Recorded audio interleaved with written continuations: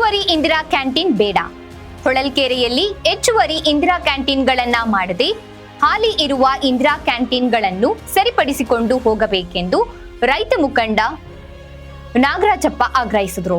ಹೊಳಲ್ಕೆರೆಯಲ್ಲಿ ಮಾತನಾಡಿದರು.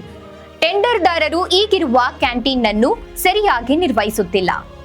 ಆದರೆ ಮತ್ತಷ್ಟು ಹೆಚ್ಚುವರಿ ಇಂದಿರಾ ಕ್ಯಾಂಟೀನ್ ತರಲು ಹೊರಟಿದ್ದಾರೆ ಎಂದು ಅವರು ಆಕ್ರೋಶ ಹೊರಹಾಕಿದ್ದಾರೆ.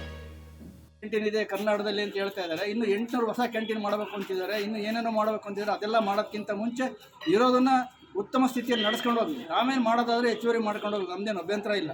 ಇರೋದನ್ನು ಸುಧಾರಿಸಲಿ. ಇದು ಹೇಳೋರು ಕೇಳೋ ಒಂದು ಕಮಿಟಿ ಮಾಡಬೇಕು. ಈ ಒಂದು ಇದಕ್ಕೆ ಯಾರು ಅವ್ಯವಸ್ಥೆ ಕೆಲವು ಇಲಾಖೆಗಳು ಕಂಟ್ರಾಕ್ಟ್ಗಳು ಸಪೋರ್ಟಿಂದ ಇವರೇ ಮಾಡ್ತಾರೆ, ನೆಗ್ಲೆಕ್ಟ್ ಮಾಡ್ತಾರೆ. ಆದ್ದರಿಂದ ಲೋಕಲ್ ಬಾಡಿ ಮಾಡಬೇಕು. ಒಂದು ಪೇರೆಂಟ್ ಬಾಡಿನೋ ಅಥವಾ ಯಾವುದಾದ್ರೂ ಒಂದು ಕಂಟ್ರೋಲಿಂಗ್ ಕೆಪಾಸಿಟಿ ಇರಬೇಕು. ಅವ್ರು ಬಂದಾಗ ಕೇಳೋದಕ್ಕೆ ಸುಸೂತ್ರವಾಗಿ ನಡ್ಕೊಂಡು ಹೋಗಲಿಕ್ಕೆ ಒಂದು ಕಮಿಟಿ ತಾಲೂಕು ಮಟ್ಟದಲ್ಲೋ ಅಥವಾ ಗ್ರಾಮ ಮಟ್ಟದಲ್ಲೋ ಅಥವಾ ಈ ಒಂದು ಪಟ್ಟಣ ವ್ಯಾಪ್ತಿಯಲ್ಲೇ ಒಂದು ಗೌರ್ಮೆಂಟ್ ಸರ್ಕಾರಿ ಅಧಿಕಾರಿಗಳು ಬಿಟ್ಟು ಖಾಸಗಿಯವರನ್ನು ಸೇರಿಸ್ಕೊಂಡು ಒಂದು ಕಮಿಟಿ ಮಾಡಿದರೆ ಅವರಾರು ಒಂದು ಕೇಳ್ತಕ್ಕಂಥ ಒಂದು ಅವಕಾಶ ಇರ್ತೈತೆ. ಆವಾಗಾರು ಉತ್ತಮವಾಗಿ ನಡೀತದೆ ಅನ್ನೋ ಒಂದು ನಮ್ಮ ಒಂದು ಸಲಹೆ ಅಷ್ಟೇ.